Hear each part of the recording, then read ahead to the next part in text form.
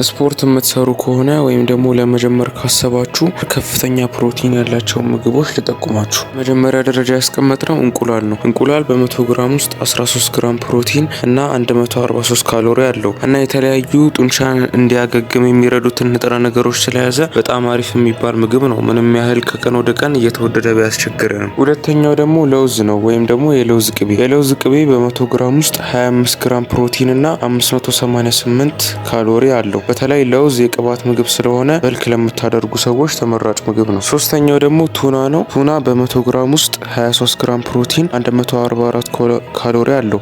ቱና በፕሮቲን ይዘቱ ከፍተኛ ስለሆነ ከት ለምታደርጉ ሰዎች ተመራጭ ምግብ ነው። አራተኛው ደግሞ እርጎ ነው። እርጎ በ100 ግራም ውስጥ 3 ግራም ፕሮቲን እና 70 ካሎሪ አለው። ይህ ማለት አንድ እርጎ ስንጠጣ 3 ግራም ፕሮቲን እናገኛለን ማለት ሳይሆን አንድ ሙሉ እርጎ 400 ግራም ነው። ይህ ማለት 12 ግራም ፕሮቲን አለው ማለት ነው እና ደግሞ 280 ካሎሪ።